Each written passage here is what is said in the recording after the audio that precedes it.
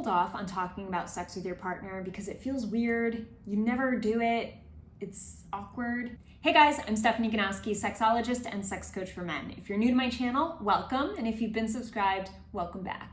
So let's talk about talking about sex. So I'm gonna give you 3 pointers here.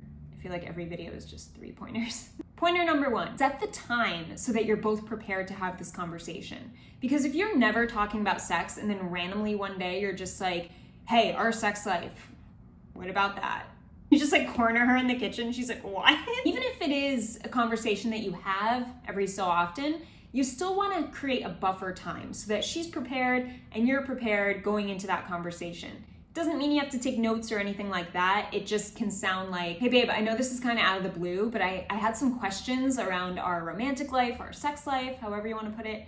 And I was wondering if we could talk after dinner. Is that cool? Does that work? So now at least you both know the conversation's coming. There's some curiosity built in, which is always helpful and is a big part of what makes these conversations go well. When you're curious and you're actually going in wanting to learn something new, then your partner doesn't feel on the defense. You don't feel like you're interrogating, or neither of you feel awkward, because it's really just, hey, I want to learn more about you. You're my partner. I should want to learn about you, right? So it makes sense right off the bat to go in with curiosity. Which leads me to point 2. Actually be curious. Have a question that you're going into this conversation with. Like you want to know a specific answer. And I tell my clients, if you're not used to having sex conversations regularly, then this first conversation that you intentionally go into, you don't want it to be too intense, all right? We're not trying to tell her your deepest, darkest fantasies and go from 0 to 100. So have a question that feels comfortable with the both of you answering as this first sex conversation. For example, this question can sound like, hey, how do you feel about the way I initiate sex with you? Is there a different way you prefer I do it? Bam, then wait for her. Sit there and wait for that response. You're gonna learn something. She might be like, actually, I really love when you do it this way. And you're like, what? Like, there are things that that will shock you when you ask specifically. Too often we assume that we know our partners, or we assume that we're doing it the sexiest way, or the most attractive way, or the most confident way, and that's not how our partner's perceiving it. And the only way we know how our partner perceives things is when we talk to them about it.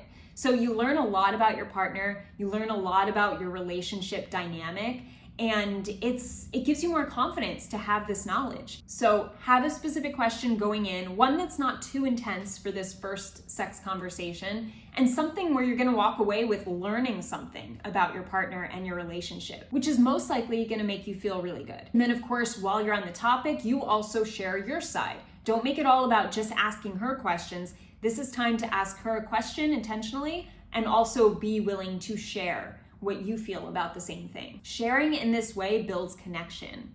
It builds trust. It builds a comfortability with each other. And the third point is telling your partner that you would like to have these conversations more often. That way you kind of prepare for the future. So tell your partner, babe, what do you think about having conversations every once in a while to check in, or if we want to talk about something, just so that it's more regular and we feel more comfortable here. Do you think that's a good idea?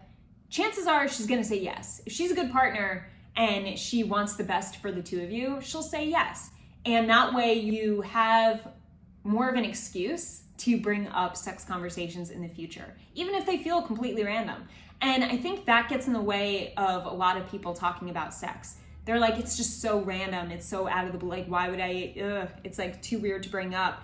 But it's never gonna come up in a flowing way. Like, sex doesn't come up that often in conversations with people, right? So that's what makes it feel like it's this conversation that's so like, I need the perfect timing, but the perfect timing is never gonna be there, like once in a blue moon. So you gotta get used to just bringing it up and even using the phrase, hey, I know this is random, I know this is out of the blue, because then you're calling the elephant out in the room and you're feeling more natural that like, hey, I know this is kind of weird for me too, but I think it's good we talk about this. And the more we do, the less weird it will be, because that's the truth. So remember, talking about sex may only feel weird right now because you hardly do it. You may dislike talking about sex because you're not great at it. So I hope this video helped you get your feet off the ground when it comes to talking about sex more with your partner, or at all with your partner. The more you talk about sex, the more you tend to have sex. And then when you talk about it and have it and talk about it and have it, it gets better and better and better. So go talk. I'll see you in the next video.